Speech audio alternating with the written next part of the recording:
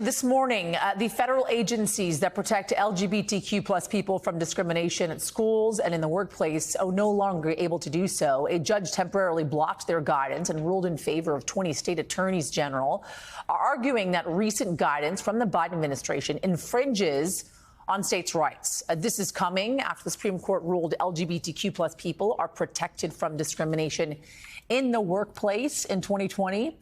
The Department of Education starting to enforce LGBTQ plus protection that year, meaning any school programs getting federal funding could be investigated for claims of discrimination. And the Equal Employment Opportunity Commission did the same for all employers of large companies, even private ones, regardless of local laws. Joining us now is Raquel Willis, an award-winning writer and activist. Raquel, thanks for joining us on this. I want to kind of talk first and address really how this is going to affect the lives of members of the LGBTQ plus community.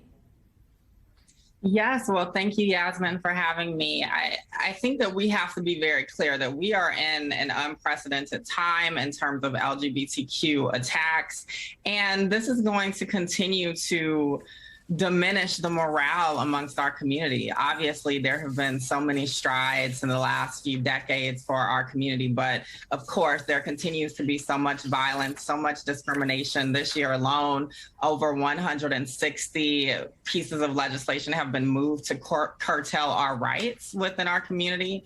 And we're just at an inflection point where we have to stand all together and make sure that we protect everyone, particularly our youth. What does that look like to you, standing all together? How to affect change?